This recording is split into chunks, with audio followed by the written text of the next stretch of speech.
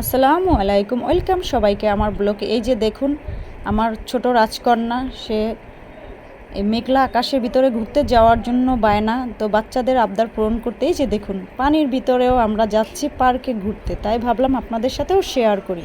কি আর করার, বাচ্চাদের আবদার পূরণ করতে অবশ্যই মেঘলা বৃষ্টি থাকলেও তাও ওদের শখই তো আমাদের শখ।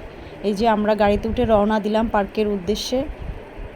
এই যে দেখুন আমরা যাচ্ছি, খুব সুন্দর দৃশ্য, আকাশে মেঘ, তার উপরে বাতাস ছিল, ভালোই লাগছিল। এই যে আমাদের এখানে একরাম চৌধুরীর এমপির বাড়ি, তো আমরা এমপির বাড়ি পার হয়ে যাচ্ছি। যে বিশাল এরিয়া, একরাম চৌধুরী এমপির বাড়ির এরিয়া অনেক বিশাল, এখনও শেষ হচ্ছে না। ওনাদের দুটো গেট, এই যে দেখুন বিশাল এরিয়া নিয়ে ওনার বাড়ি, শেষই হচ্ছে না পথটা। এই যে কেবল কবরস্থান দিয়ে শেষ হলো। এই যে দেখুন মানুষের কি অবস্থা, চারোদিকে পানি। আমাদের তো আমরা তো ভয় পাইছিলাম যে আমরাই পানিবন্দি, কিন্তু মানুষ কত যে দেখলাম বের হয়ে, কারো ঘরের ছোঁয়াছুঁয়ি পানি, কারো উঠানের ভিতরে পানি। এই যে দেখুন খুব সুন্দর দৃশ্য, মেঘলা মেঘলা আকাশ, ভালোই লাগলো, ভাবলাম আপনাদের সাথেও শেয়ার করি। ইতিমধ্যে আমরা পার্কে চলে আসলাম। পার্কটার নাম হয়েছে শিরিন গার্ডেন। তেমন অতটা কিছু নাই শহরের মতন, তারপরও বাচ্চাদের নিয়ে কোথাও বের হই না। চিটাগাংও যাওয়া হচ্ছে না, তো বাচ্চারা বলতেছে আম্মু চলো, বাবা যখন আসছে আমরা একটু ঘুরে আসি। এই যে টিকিট কেটে নিল আমার হাজব্যান্ড, আমরা প্রবেশ করলাম ভিতরে। এই যে দেখুন খুব সুন্দর একটা ওয়েদারে, খুব সুন্দর একটা দৃশ্য।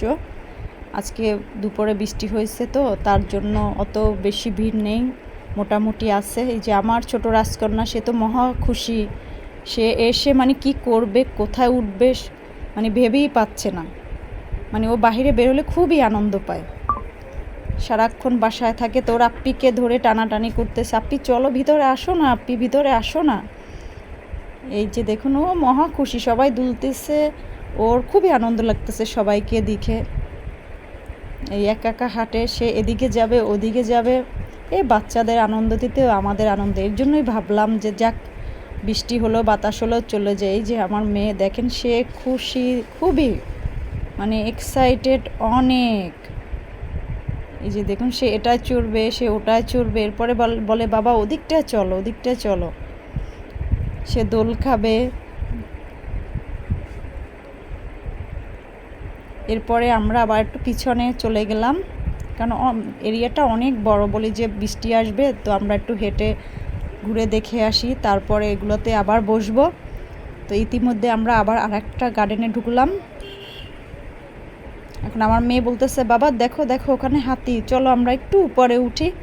এখনও পুরোপুরি এটা আপডেট হয়নি, করতেছে, তবে আগের থেকে মাশাআল্লাহ অনেকটাই আপডেট হয়েছে, আরও করবে। কারণ গ্রামে তো, শহর হলেও এটা আরও উন্নতি করে ফেলতো। তো আমার মেয়ে বলে বাবা আমাকে একটু হাতির উপরে উঠাও। এই দেখুন মাশাআল্লাহ গ্রাম হলেও দৃশ্যটা অনেক সুন্দর, চারোদিকে গাছগাছালি। এই যে সবেমাত্র এখনও কমপ্লিট হয় নাই। যে আমরা নেমে পড়লাম নিচে। এরপরে আমার ছোট মেয়ে বলল যে ও বাঘের উপরে চড়বে, ও জিব্বার উপরে চড়বে। এই যে দেখুন আমার মেয়ে তো সে ছোটাছুটি চারোদিকে, তার আনন্দের শেষ নেই। সে হরিণে উঠবে, সে বাঘে উঠবে, সে ছুটে ছুটে দৌড়ে ঢুকে গেল, আমাদের আগে আগে সে হেঁটে চলে যাচ্ছে। সে তরমুজের পেটে বসবে,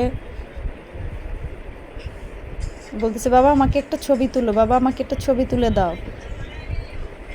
এই যে দেখুন সে মাশাআল্লাহ অনেক পোজ দিতে পারে, তাকে শিখাই দিতে হয় না। ইতিমধ্যে হঠাৎ করে বৃষ্টি চলে আসলো, ওর খুবই মন খারাপ হয়ে গেল যে উঠতে পারেনি, কিন্তু কি করব, বৃষ্টি পড়তেছে তো পড়তেই আছে, কোনো কমাকমি নেই। আমার মেয়েটার খুবই মন খারাপ হয়ে গেছে, বলে যে আমি উঠতেই পারলাম না। এই যে দেখুন আকাশটা মনে হচ্ছে বৃষ্টি থামবে না। আমরা সবাই দাঁড়িয়ে আছি,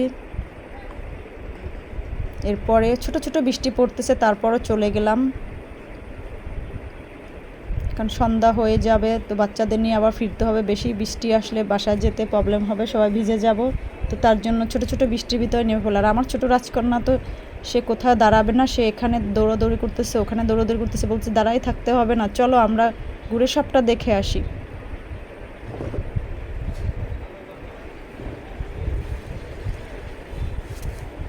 যেখানে আবার একটা গেস্ট হাউস করছে,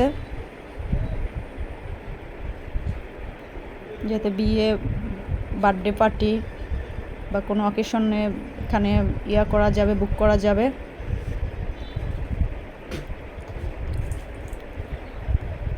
যে আমার মেয়ে আপনার যাচ্ছে পুকুরের মাঝখানে যাবে, বলতেছে বাবা তাড়াতাড়ি আসো তাড়াতাড়ি আসো, আমরা ওখানে চলে যাব। কিন্তু বৃষ্টি ছোট ছোট পড়তেছে আর জায়গাগুলো এত পিছলে হয়ে আছে যে সে পুকুরের মাঝখানে যাবে। পুকুর বললে ভুল হবে, এটা একটা দিঘি, বিশাল এরিয়া নিয়ে দিঘিটা করা। এই যে দেখুন আমার মেয়ে অনেক খুশি।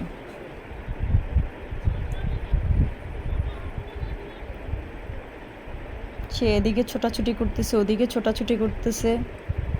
ওর বাবাকে শুধু বলতেছে বাবা আমার ছবি তুলে দাও, বাবা আমার ছবি তুলে দাও। যে কোথায় দাঁড়িয়ে গেল, আমি বকা দিলাম তাও শুনতেছে না, পাশে দাঁড়িয়ে গেল। যে আমাদের ঘোরা এখানে শেষ, আমরা বের হয়ে যাচ্ছি।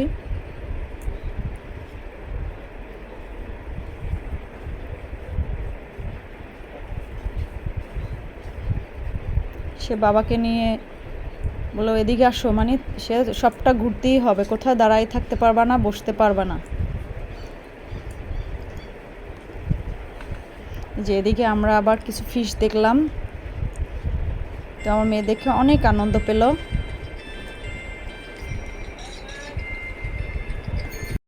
আমার মেয়ে তো মাছ দেখে মহা খুশি, বলতেছে আম্মু আমরা একটা ধরবো, আমরা ধরবো এটা।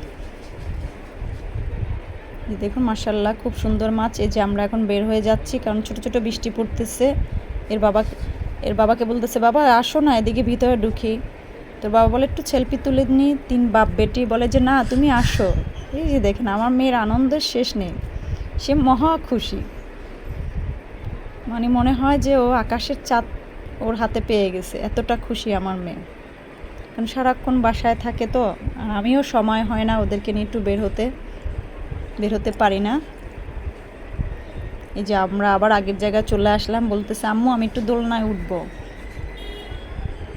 কিন্তু ওর বাবা বলে এখানে একটু বসি, কিন্তু না মেয়ে বসবে না, সে দোলনায় উঠবে। তো দোলনাটা একটু ফাঁকা পেলাম, তো ওকে বসাই দিলাম। এদিকে দেখি পাশে মাশাআল্লাহ এক কাপল, বুড়ো বুড়ি, তারাও মাশাআল্লাহ উঠে বসে আছে, তারাও দোল খাচ্ছে।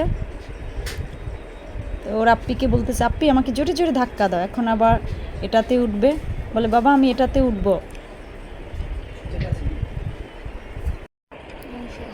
তো মেয়ের আবদার রাখতে ওর বাবা ওকে উঠিয়ে দিল। সন্ধ্যাও হয়ে আসতেছে, বলতেছে চলো আমরা চলে যাই। না মেয়ে কথা শুনতেছে না, বলতেছে না আমি আরেকটু চড়বো। এখন সে ঘোড়াতে উঠবে, মানে তার বায়নার শেষ নেই, সে এখানে আসলে যেতেই চায় না, বলে আরেকটু থাকো না আরেকটু থাকো না। এই যে আমার মেয়ে ঘোড়ায় উঠে খুবই আনন্দ পাচ্ছে, আমি মহা খুশি সে। এই যে সে আর একটা উঠবোর বাবা টেনে নিয়ে যাচ্ছে, কিন্তু না সে যাবেই না, সে বলতেছে আর একটু থাকি না। এই যে আমরা বের হয়ে যাচ্ছি, কারণ সন্ধ্যা হয়ে আসতেছে, আবার বৃষ্টি চলে আসবে। একটু কমে গেছে বৃষ্টি, তো ভাবলাম যে তার থেকে সন্ধ্যার আগে আমরা চলে যাই বাসায়। আমরা বের হয়ে চলে আসলাম, কিন্তু গাড়ি পাচ্ছিলাম না, কারণ ওখান থেকে গাড়ি পাওয়াটা, আর বৃষ্টি হয়েছে তো সন্ধ্যা হয়ে আসছে, গাড়ি পাওয়া যায় না। কয়েকটা দেখছি কিন্তু আমাদের ওদিকটা যাবে না। অবশেষে একটা গাড়ি পেয়ে গেলাম, যে আমরা বাসার উদ্দেশ্যে রওনা দিলাম।